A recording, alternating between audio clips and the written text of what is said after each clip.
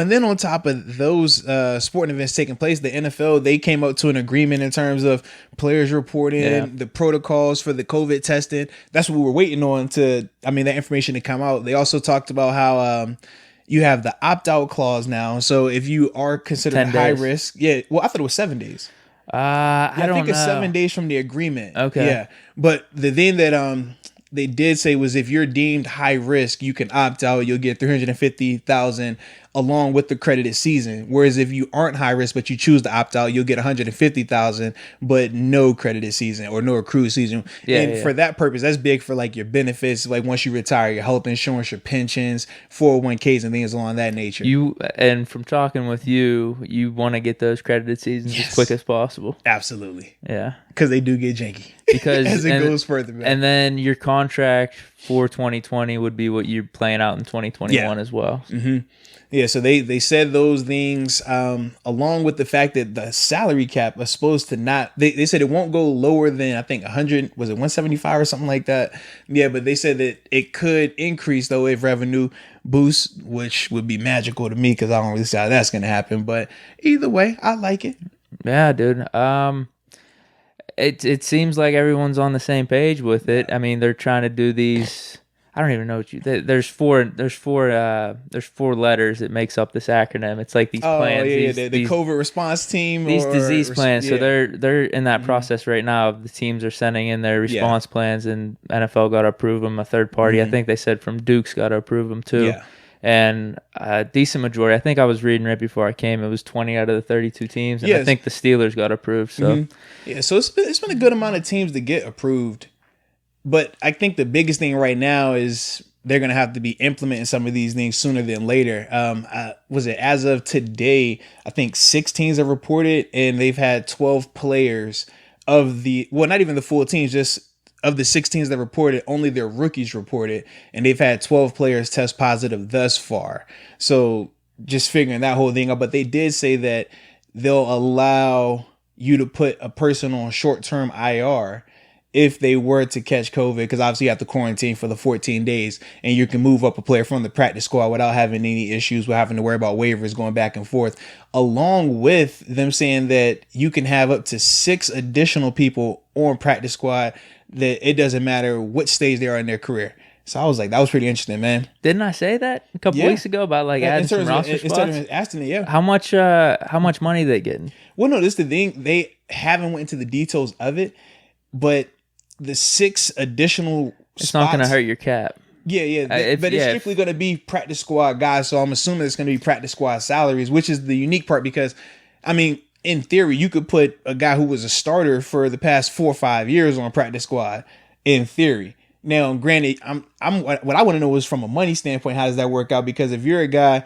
who's a veteran, who your minimum is X amount of dollars, you getting a practice squad salary is drastically different. In fact, for some people, you probably would make more money if you did the traditional opt-out. I mean, the non-high risk opt-out, you probably will make more or the equivalent to what you would make on practice squad. Because just doing the math, practice squad, you'll get around 100, 115. Whereas if you do the opt-out, you get 150. You really think one of these guys are going to get screwed like that, or a couple of them? No, I'm just saying in general, like, it's a business.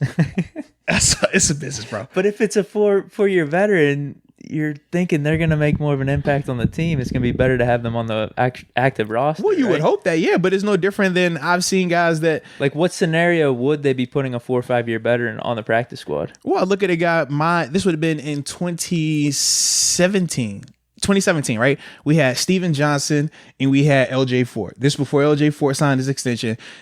Steven Johnson was with us prior to going to Baltimore. So literally both of those guys were sitting at Stevie was 3 games away from being vested.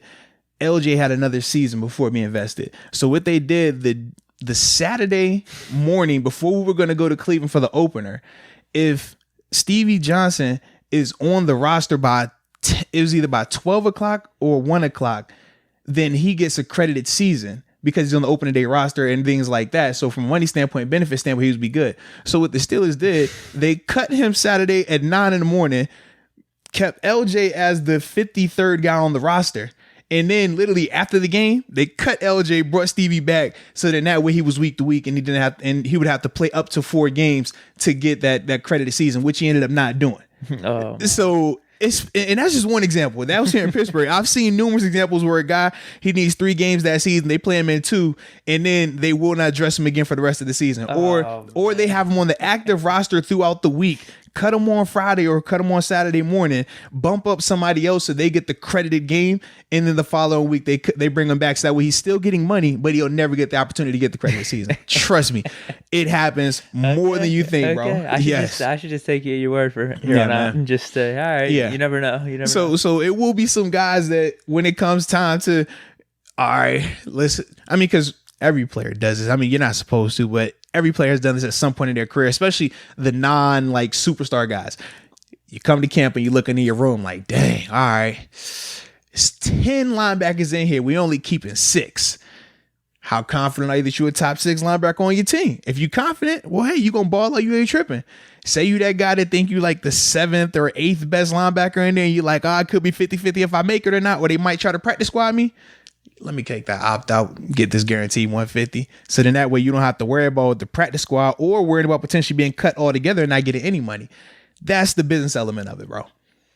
Okay, this is just if you're one of the 80 right now. Yeah. You could be doing that. Really? Yeah. And that's the thing. They have up to the 7 days. They have, I want to say 7 days from either when they report, because teams are supposed to report this week. If you're one of those bottom 20 or 30. Exactly.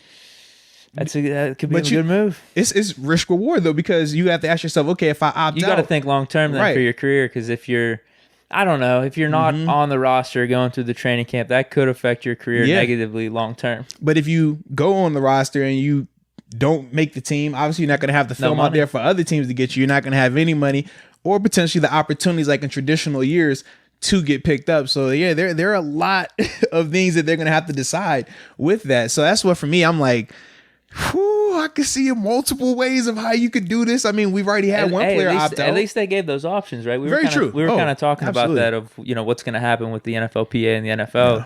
It seems like there's a decent middle ground with all this right now. And we've seen at least one player opt out. The guard for the Kansas City Chiefs, he's actually a doctor. Yeah, he's so I was like, that was pretty cool, man. I was like, that was pretty cool to see him say, you know what, I'm chilling. I'm going to go ahead, opt out, do my medical thing. I'll holler at y'all on the next time. So I was like, all right, that's cool. So it'd be interesting to see just as this thing progresses, how things play out. But the flip side too is how successful this is going to be in terms of the COVID response that they have and things like that, because we talked about how the NFL isn't using a bubble concept. They're having the players stay home, do what they do. We saw in baseball though, just yesterday and today, they've had an outbreak with the Miami Marlins. And the reason the correlation is because baseball, they're not doing a bubble. They're doing it like how football is going to do it. So they had a big breakout where as of today, little less travel for NFL, like more spaced out. But I mean, they had concept. They're at, I think they said up to 20 people. It's 12 players definitely, but up to 20 people have tested positive in the Miami Marlins organization. So they canceled their games today and tomorrow, Monday and Tuesday.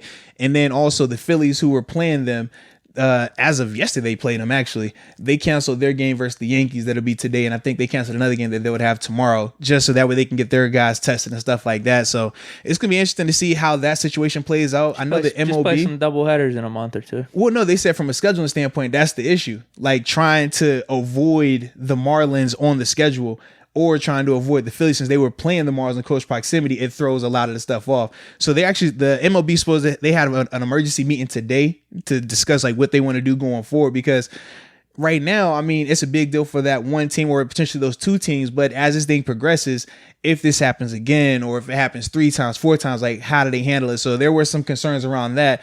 And obviously with the NFL, because there's a lot more people, along with the no bubble concept, those are some of the issues that they got to worry about. Didn't they come up with some stuff of like, hey, if you get the COVID and it's proven that you were out doing some of this, because we were talking about like with the NFLPA and then with players getting reimbursed or just getting that money for having COVID.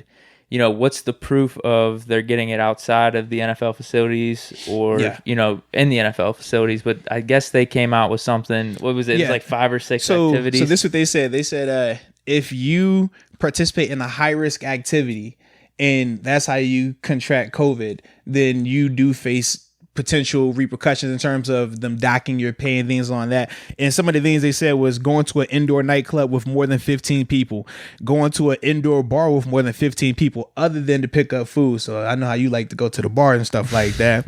An indoor house party with more than 15 people, an indoor music concert, entertainment event with more than 15 people, a professional sports event other than the NFL game with more than 15 people. And then they said indoor religious services attended by more than 25% of the venue's capacity. So they said they still have more things up there, but those are the big, I guess, hot points and stuff like that. It feels weird, dude. It feels weird. Well, you saw how everybody reacted to Lou Will going to the nightclub. Lou Will went to the strip club, said he was going to get some food.